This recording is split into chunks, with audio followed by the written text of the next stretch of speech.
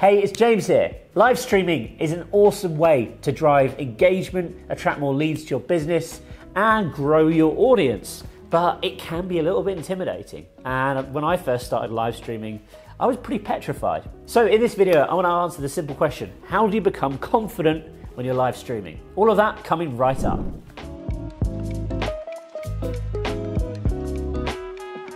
So if you're new here, my name's James. I am founder of radio.co, podcast.co and matchmaker.fm, all doing interesting things in the audio broadcasting spaces, so you can go and check them out if you like. And always producing content like this, talking about things like live streaming, broadcasting, how to grow your audience. So if that appeals to you, remember to hit that subscribe button and turn on your notifications for updates when I release new videos just like this one. Now, live streaming is something that we've been using probably for the past 10 years. I remember some of the first live webinars that I did was kind of like a hostage style situation, okay? It was myself and Mike, who was my marketing manager at the time, and now he's our CMO, and we were kind of sat with these like pull-up banners behind us, kind of pressed against the wall, like looking absolutely petrified, like we'd literally been taken hostage. So I think that's really rule number one. Live streaming, don't be preoccupied with like trying to look too professional. I think especially over the last couple of years, due to COVID and everything, people are more used to seeing more kind of like lo-fi video. People, it doesn't have to be like a super hi-fi production. We then went through a phase where we tried to massively overcomplicate everything. So we had like a big studio set up for our live streams. We had like camera operators. We had a big TV where we could kind of get fed back what was going on, like information. Nowadays you have tools like StreamYard, which make this process really easily. And I think live streams where it is just you on like a webcam can kind of feel a little bit more intimate. So not to say that you shouldn't go out if you want to make your live streams look a bit more HD and invest in some fancy equipment. You know, you can connect a DSLR or a mirrorless camera to an HDMI USB converter and use that as your primary camera, which will make your live streams look better than if you're just using a built-in webcam. Also think about lighting. I've done another video talking specifically about lighting, but it is important, you know, and it can make your video look really, really good. So when you're thinking about live streaming, those are the things to get right. But how do you become a confident presenter? How do you make your live stream engaging? I think firstly, it's just about becoming a natural talker. You want to engage with your audience in a way where you're actually just having a conversation with them. It doesn't feel like you're there sort of giving them this sort of formal presentation or, you know, lecturing them. It needs to be more like you're involving them in something that's really, really interesting, a discussion that they want to be a part of. One of the great things I think about live streaming as well is that you can actually ask your audience for real-time feedback. And this is one of the things that we do in our businesses pretty much every month. We'll have live Ask Me Anythings, AMAs.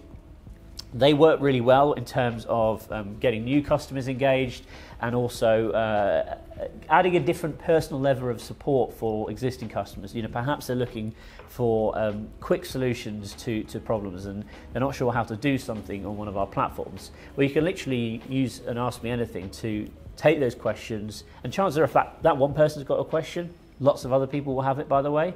But you know, you can actually share your screen. You can say, right, click here to do this, you click here to do this, and this solves your problem. Perfect. You know, it's a really, really intimate and kind of personable way of contacting your audience. So first things first, remember, be natural, treat it like a conversation, and don't be too formal. Don't be too lectury, and don't worry too much about following a script. Okay, so traditionally when people train presenters, they might go through all of this stuff, which is like, you know, warm up your voice, saying these weird things or doing this kind of like, Stone, recording stone. Okay, I've never ever bothered doing vocal warm-ups or tongue twisters or anything like that. Okay, never have I bothered that. I'd say that's bullshit. I'd say don't listen to people who tell you to do that. What I would recommend, however, is that you at least talk before you do a live stream. Like if you've been sat there in your office in silence all day, you haven't been on the phone, you haven't been on any calls, and then suddenly you go live, you're going to kind of find it hard to talk. So at least just try and have a conversation before.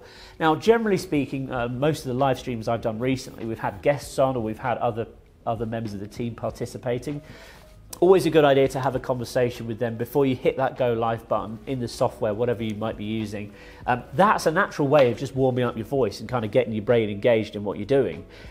You don't need to sit there and do some weird vocal warm-up exercises or come up read some kind of weird script, okay? Just literally have a conversation, practice talking. It's pretty simple. It's not rocket science, but I would say don't worry about like stressing on doing particular warm-up exercises, because again, I immediately think this kind of puts you in this weird frame of mind where you're not being yourself, you're not being natural, you're just kind of being this weird sort of, I must go into presenter mode. And again, this is one of the common mistakes I see, especially when it comes to like corporate live streams, people who are working for companies, is they'll either be like trying to be too cool and too zany and like, hey, I'm a cool DJ from the 80s.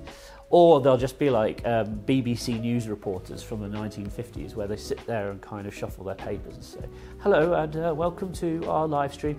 So you need to be yourself. You need to just be you. Just pretend there's no one on the other end of the camera and you're just having a conversation with your best mate. So one thing I would recommend that you always do is speak to the listener directly. So rather than addressing your audience as, hey everyone, or you guys, say, hi, hope your day is going well. Speak to you, speak to the person on the other end of that lens or on the other end of that microphone, okay? It's just a relationship between you and the person sat right there. It's not you speaking to this big crowd, okay? That just immediately makes the whole thing feel more personal. And finally, I just want to touch on mistakes and trolls, okay? Every single live stream I've done, there's always been a point where I've tripped up my words, or I've forgotten what I was saying, or I forgot what question I was going to ask next. Maybe not every single live stream, but it happens, okay? The point I'm trying to make is nothing is perfect. The added pressure of it being live, I personally find quite exciting. But ultimately, because it's live, I think the audience are understanding. You know, they're not watching a polished TV show. They're watching you talking about something that's really of interest to them. So they're going to be a lot more forgiving and understanding. You know, if you make a mistake, just move on.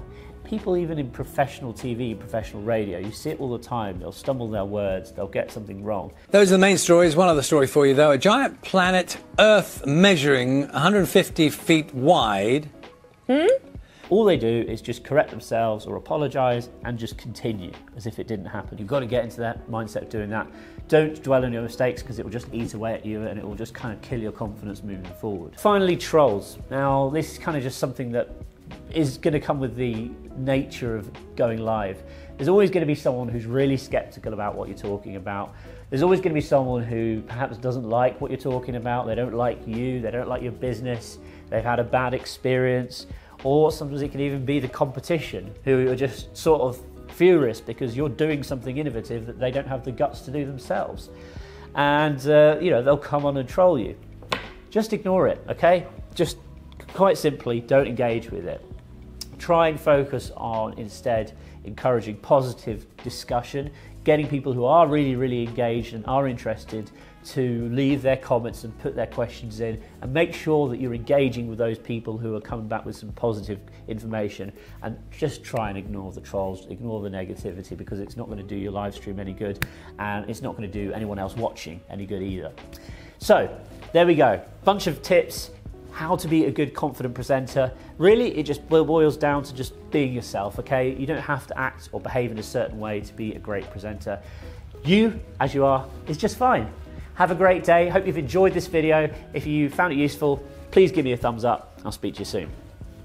Hey, wait, before you go, perhaps you're looking to start a podcast for your business. And did you know that most businesses make the same exact mistakes?